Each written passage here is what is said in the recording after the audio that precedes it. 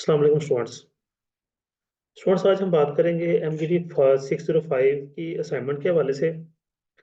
लेकिन उससे पहले एक दो चीज़ जो मेरी नज़र में आ रही है। एक तो मैंने अपना ईमेल आईडी मेंशन कर दिया है। किसी भी स्टूडेंट को अगर व्हाट्सएप पर कॉन्टेक्ट नहीं कर सकता तो वो मुझे मेल कर दे।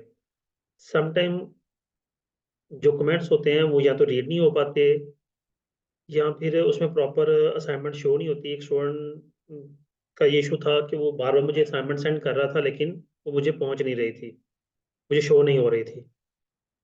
तो इस वजह से आप या तो अगर व्हाट्सएप पे कांटेक्ट नहीं कर सकते तो फिर मेल कर दिया करें। खैर, हम सोल्यूशन की बात करेंगे।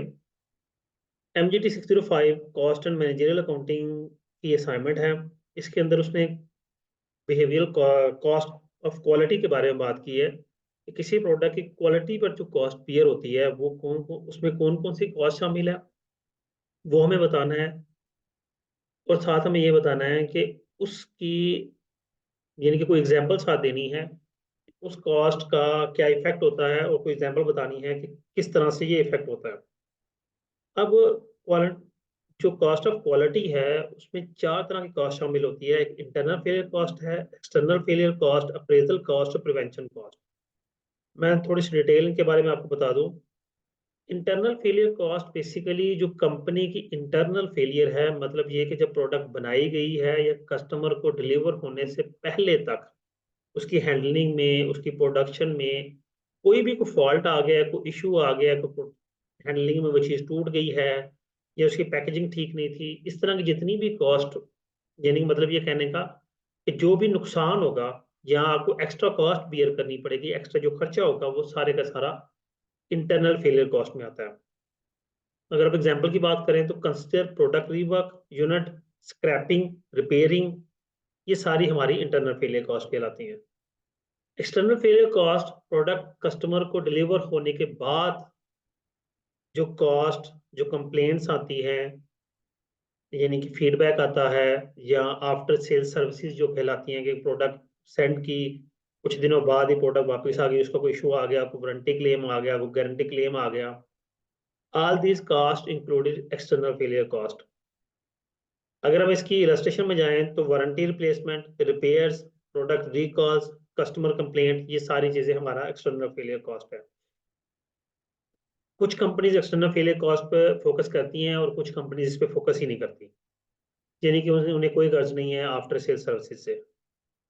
अप्रेजल कॉस्ट बेसिकली ये एक्चुअली क्वालिटी कॉस्ट कहलाती है कि जब हम प्रोडक्ट बना लेते हैं तो हम उसकी क्वालिटी पे फोकस करते हैं, हम क्वालिटी स्टैंडर्ड्स देखते हैं, यानी कि क्वालिटी चेक जिसे कहते हैं कि प्रोडक्शन के बाद हम उसका क्वालिटी चेक करते हैं। अगर तो प्रोडक्ट आपको स्टैंडर्ड है तो हम उसे डिलीवर करते हैं, वरना हम उसे रीवर्क में भेज देते हैं। इसे testing, investing raw material, inspecting through production, testing finish goods, ये सारी चीजें हमारा अप्रेजल कॉस्ट कहलाता है। प्रिवेंशन कॉस्ट कॉस्ट प्रोडक्शन से पहले की बात है कि हम एक्स्ट्रा कॉस्ट बियर करते हैं ताकि हमें बाद में कोई कॉस्ट बियर ना करनी पड़े। इसका मतलब ये होगा कि हम अपने एम्प्लॉयज को ट्रेन करेंगे, मशीनरी अच्छी क्वालिटी की रखेंगे ताकि हमें कोई एक्स्ट्रा कॉस्ट बियर ना करनी पड़े। यानी कि हाई क्वालिटी ट्रेनिंग आ जाएगी, maintaining high good equipment, regular basis पे उनकी चेकिंग होगी, कोई रिपेयरिंग रिक्वायर्ड है, कुछ सर्विसेज रिक्वायर्ड है तो रेगुलर बेसिस पे होते रहे ताकि ड्यूरिंग प्रोडक्शन को प्रॉब्लम ना हो। ये स्टूडेंट्स चार तरह की टोटल कॉस्ट थी जो कि हमें बियर करनी पड़ती है। उम्मीद करता हूँ कि आपको अंडरस्टैंड हो गया होगा और आप अब असाइनमेंट आसानी से बना लेंगे। एक और चीज़ ध्यान में रखिएगा कि असाइनमेंट कॉपी पेस्ट हरगिज ना कीजिएगा, क्योंकि वो 0 मार्क आएगा तो फिर आप लोगों के लिए ये भी प्रॉब्लम होगी। जी स्टूडेंट्स, अपना ख्याल रखिएगा। अल्लाह हाफिज।